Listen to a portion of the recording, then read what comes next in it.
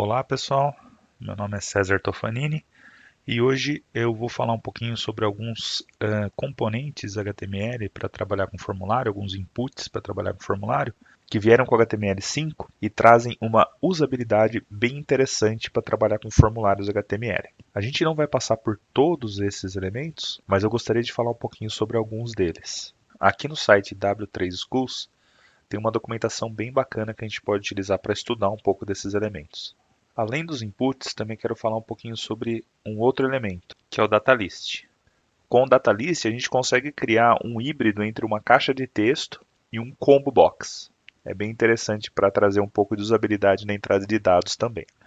Aqui para a gente desenvolver, eu estou com o Visual Studio Code e eu abri uma pasta aqui na minha máquina local, onde eu vou colocar os exemplos. Também estou com o Live Server instalado para facilitar os testes e a visualização dos exemplos. Vou criar um arquivo novo aqui, exemplo.html, e dentro desse arquivo eu vou criar aqui a base no HTML5. Feito isso, vou criar um formulário base aqui e dentro dele a gente vai fazer os exemplos aqui de inputs. Vou usar o GoLive aqui embaixo, que é do Live Server, para a gente ir acompanhando o que a gente está fazendo. Vamos colocar um título aqui para a gente ver como está funcionando. E aí a gente já pode colocar nossos exemplos aqui. O primeiro input que eu quero mostrar para vocês é o input de color, para a gente selecionar alguma cor. Todos os exemplos aqui eu vou usar o label, para dar também uma usabilidade interessante para o formulário. Então vejam que eu fiz um input que o type é color. E pelo ID desse input, a gente vincula ao label dele.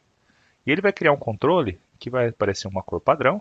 Se você clicar, ele permite que você selecione uma cor. Esse controle aqui, ele vai depender de qual é o sistema operacional e o navegador que você está usando. No meu caso aqui eu estou usando o Chrome em um Linux, então o controle aparece desse jeito. Isso é interessante porque se eu renderizar essa página, por exemplo, no celular, ele vai aparecer o controle de seleção de cores do celular que você está utilizando, trazendo uma usabilidade bem interessante. O segundo controle que eu quero mostrar para vocês é o controle para trabalhar com datas. Então eu vou criar de novo uma duplinha, o label e o input. Então aqui eu criei uma entrada para informar a data de nascimento e um type date e o label usando o ID NASCII-DATA, que está ligado aqui embaixo. Aí a gente vê que ele já mostra um controle de data. Eu consigo entrar com os dados digitando pelo teclado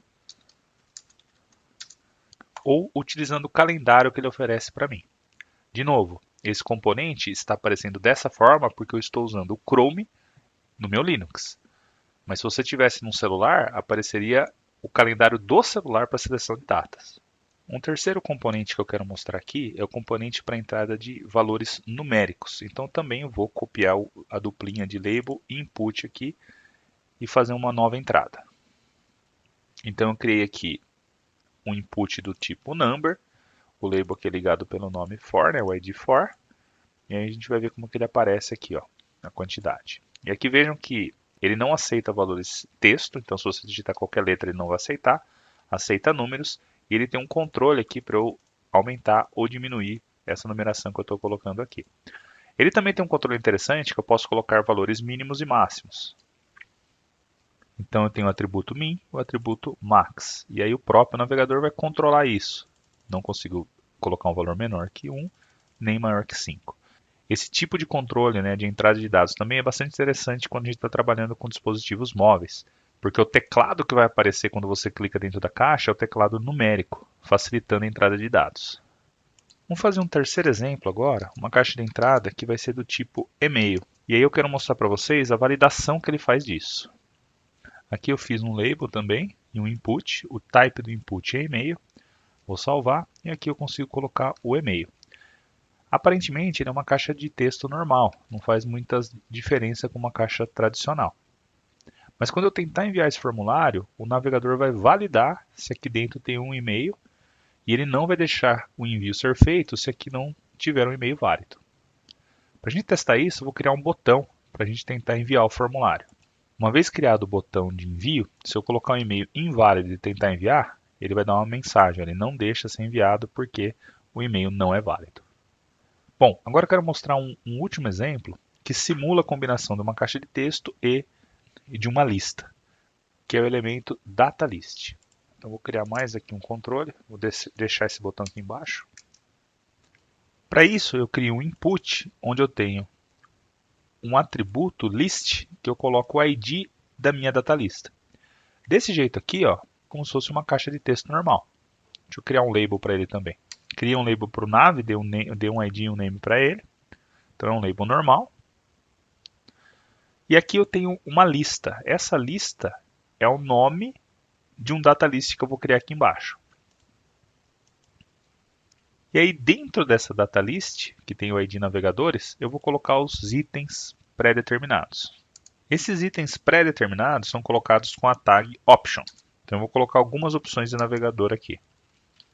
E a partir disso, esse input agora tem uma lista de itens pré-determinados. Quando eu clico nele, ele me dá a opção de selecionar um desses navegadores que eu coloquei no data list. Ou eu posso escrever algum outro.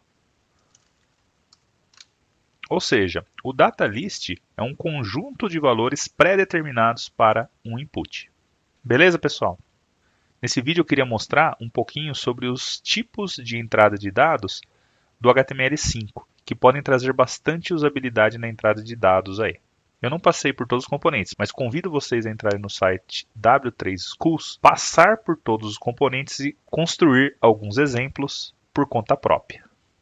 Ok? Muito obrigado, até a próxima.